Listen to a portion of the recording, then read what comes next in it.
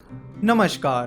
तो आज हम बात करेंगे जेट एयरवेज के राइज एंड फॉल के बारे में। रिसेंटली हमने देखा कि जेट एयरवेज का ऑपरेशन बंद पड़ चुका है और जेट एयरवेज के 22,000 लोगों की जॉब जा चुकी है। पिछले कुछ टाइम से जेट एयरवेज के टॉप मैनेजमेंट के कई सारे लोग लगातार इस्तीफा भी दे रहे हैं। तो आज हम जेट एयरवेज की शुरुआत से लेकर अब तक की पूरी स्टोरी को समझेंगे और ये भी समझेंगे कि कैसे जेट एयरवेज, जो कि एक टाइम इंडिया की सबसे बड़ी एयरलाइन थी, वो भी ऑपरेशनली बंद पड़ गई है। जेट एयरवेज शुरू करने से पहले जेट एयरवेज के founder mister Naresh Goyal लीबनीज international airline में 7 साल के लिए जनरल सेल्स एजेंट थे। उसके बाद उन्होंने अपनी ट्रैवल एजेंसी शुरू की, जिसके जरिए वो फॉरेन एयरलाइंस की सेल्स और मार्केटिंग करते थे। फिर 1992 में गवर्नमेंट ने ओपन स्काईज पॉलिसी लाई, जिसके जरिए प्राइवेट कंपनीज भी एयरलाइन इंडस्ट्री में एंटर कर सकती थी। तो उसके बाद बहुत सारी प्राइवेट एयरलाइन कंपनीज ने एविएशन इंडस्ट्री में एंटर किया, जिसमें से एक जेट एयरवेज थी। तो 1993 में जेट एयरवेज का ऑपरेशन शुरू हुआ। उस टाइम इंडियन एयरलाइंस और एयर इंडिया, यही दो बड़ी एयरलाइन कंपनीज थी। तो 1993 में ऑपरेशन लॉन्च करने के बाद जेट एयरवेज बहुत ही तेजी से ग्रो होने लगी और 1996-97 तक इंडिया की सेकंड लार्जेस्ट एयरलाइन बन गई। जेट एयरवेज ने अपनी ये ग्रोथ लगातार जारी रखी और 2002 तक जेट एयरवेज इंडिया की सबसे बड़ी एयरलाइन कंपनी बन गई। फिर 2003 के बाद Air Deccan, SpiceJet, IndiGo, इन जैसी low cost carrier companies market में आने लगी। मेनली दो टाइप की एयरलाइन कंपनीज होती है, LCC that is low cost carrier और full service carrier. Low cost carriers अपने पैसेंजर्स को कुछ स्पेशल सर्विसेज नहीं देती है और उसके बदले में पैसेंजर्स को सस्ते टिकट्स देती है। On the other hand full service carriers अपने पैसेंजर्स को स्पेशल सर्विस देते हैं, जिसकी वजह से उनकी टिकट प्राइस भी लो कॉस्ट कैरियर से थोड़ी ज्यादा होती है। तो जब से Air Deccan, IndiGo, SpiceJet, GoAir, इन जैसे लो कॉस्ट कैरियर्स मार्केट में आना शुरू हो गए, वहीं से फुल सर्विस कैरियर्स के लिए दिक्कतें बढ़ना शुरू हो गई। जैसे ये लो कॉस्ट कैरियर्स मार्केट में आने लगे, उन्होंने पैसेंजर्स को अट्रैक्ट करना शुरू किया। जैसे कि हम जानते हैं कि हम इंडियंस बहुत ही प्राइस सेंसिटिव होते हैं और यही रीजन था कि लो कॉस्ट कैरियर्स बहुत ही तेजी से ग्रो करने लगे, जिसका सीधा असर फुल सर्विस कैरियर्स पर पड़ने लगा। इस प्रॉब्लम को सॉल्व करने के लिए जेट एयरवेज ने 2007 में एयर सहारा को 1450 करोड़ में खरीद लिया और उसे एक लो कॉस्ट कैरियर के तौर पर रख दिया। तो इससे जेट एयरवेज के पास दोनों चीजें आ गई। अपने खुद के ब्रांड जेट एयरवेज से वो फुल सर्विस कैरियर का काम करते रहे और एयर सहारा के जरिए वो लो कॉस्ट कैरियर का भी काम करने लगे। साल 2005 में जेट एयरवेज ने अपना आईपीओ लाया था। उस टाइम उनके एक शेयर की प्राइस 1100 रुपए थी और उनका मार्केट कैपिटलाइजेशन 11,200 करोड़ के करीब था। अपने इस आईपीओ के बाद जेट एयरवेज अपनी उस 1100 रुपए की प्राइस पर कभी वापस छू ही नहीं पाई। आईपीओ से उन्हें जो भी फंड मिला था, उससे उन्होंने एयरक्राफ्ट खरीदे थे और कुछ पैसा जो बचा था उससे उन्होंने एयर सहारा को खरीद लिया था। लेकिन एयर सहारा को खरीदने के बाद कंपनी के पास कैश क्रंच आने लगा, क्योंकि लो कॉस्ट कैरियर से कम्पीट करने की वजह से जेट एयरवेज को अपनी प्राइसेस कम करनी पड़ी। यानी वो जेट एयरवेज के जरिए लोगों को फुल सर्विस तो देते रहे, वही ज्यादा कंपटीशन की वजह से उन्हें प्राइस लगातार कम करनी पड़ी, जिसका सीधा असर उनके प्रॉफिट एंड लॉस स्टेटमेंट पर पड़ा और उनका प्रॉफिट धीरे धीरे कम होने लगा। साथ ही उनकी कैश भी कम होने लगी और फिर वो किसी इन्वेस्टर को ढूंढने लगे जो जेट एयरवेज में पैसा डाले ताकि जेट एयरवेज चलती रहे। और फिर 2013 में इतिहाद ने जेट एयरवेज में $380 मिलियन इन्वेस्ट किए। इसी बीच इंडिगो ने बहुत सारे पैसेंजर्स को अट्रैक्ट करना शुरू किया। अपने लो कॉस्ट कैरियर के मॉडल पर उन्होंने बहुत ही सस्ती प्राइस में लोगों को टिकट ऑफर करना शुरू किया, जिसकी वजह से बहुत सारे लोग एयर ट्रैवल को प्रीफर करने लगे, जिसकी वजह से इंडिगो का मार्केट शेयर लगातार बढ़ता चला गया। फिर 2013 तक इंडिगो इंडिया की दूसरी सबसे बड़ी एयरलाइन बन गई और 2015 तक इंडिगो इंडिया की सबसे बड़ी एयरलाइन बन चुकी थी।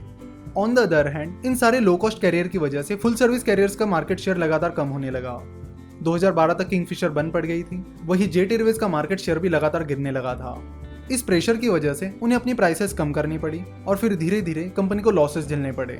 ऑलरेडी कंपनी पर 8-10 हजार करोड़ का लोन था और जिसके बाद कंपनी लॉस में भी जाने लगी, जिसकी वजह से कंपनी को दिक्कतें आने लगी अपना डेट रीपे करने में। चलो तो देखते हैं कि वो कौन सी बड़ी गलतियां हैं जिसकी वजह से जेट एयरवेज को बहुत ज्यादा नुकसान झेलना पड़ा। पहली गलती ये है कि 2004 में गवर्नमेंट ने 520 रूल लाया, यानी जो एयरलाइंस पिछले 5 सालों से लगातार काम कर रही है और जिनके पास 20 एयरक्राफ्ट्स हैं, वो अपना इंटरनेशनल ऑपरेशन शुरू कर सकते हैं। इस पॉलिसी के बाद जेट एयरवेज ने अपना इंटरनेशनल ऑपरेशन भी शुरू किया।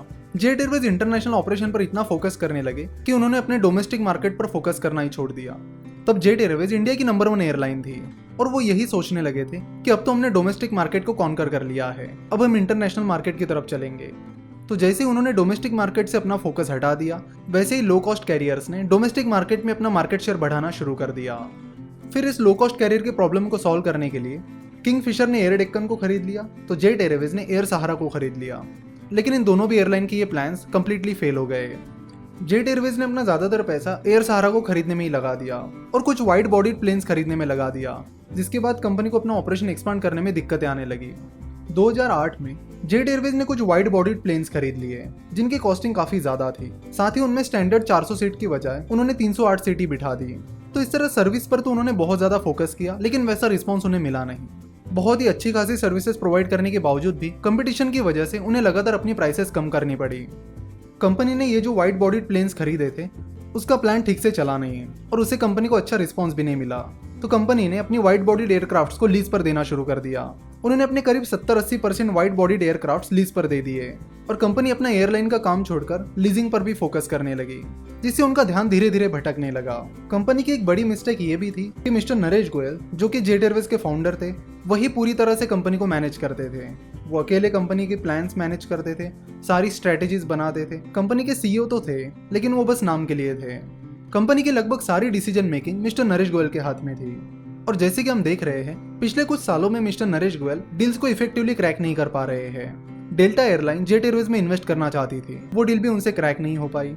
और जब हाल ही में जेट एयरवेज की हालत बहुत ज्यादा खराब हो गई, तब टाटा सन्स जेट एयरवेज में इन्वेस्ट करने की प्लानिंग कर रही थी, लेकिन वो प्लान भी सक्सेसफुल हो नहीं पाया। इतिहाद भी जेट एयरवेज में अपना स्टेक बढ़ाने की प्लानिंग कर रही थी, वो डील भी उनसे क्रैक नहीं हो पाई। और फिर आखिर में जब बैंक्स ने जेट एयरवेज को बचाने के लिए कुछ कोशिशें की, तो उसमें भी वो सफल नहीं हो पाए। जेट एयरवेज के आखिरी पड़ाव में लगभग सारे लोग यही चाहते थे कि मिस्टर नरेश गोयल बोर्ड से हट जाए, लेकिन वो नहीं हटे। और फिर जब सारा खेल खत्म हो गया, तब जाकर मिस्टर गोयल ने बोर्ड से इस्तीफा दिया। कंपनी के सीईओ मिस्टर विनय दुबे, जो कि डेल्टा एयरलाइन से थे, वो कंपनी में बहुत सारे चेंजेस करना चाहते थे और स्ट्रेटेजीज को भी बदलना चाहते थे, लेकिन उनके हाथ में उतनी डिसीजन मेकिंग पावर ही नहीं थी कि वो उन पर काम कर पाए। फिर धीरे धीरे कंपनी के लॉसेस बढ़ने लगे और कंपनी के लॉसेस 3000 करोड़ के भी ऊपर चले गए, जबकि कंपनी पर करीब 10,000 करोड़ का डेट भी था। डेट और लॉसेस, ये कॉम्बिनेशन बहुत ही डेंजरस होता है। जो भी कंपनी इस जाल में फंस जाती है, उसका खेल ज्यादातर टाइम खत्म ही हो जाता है।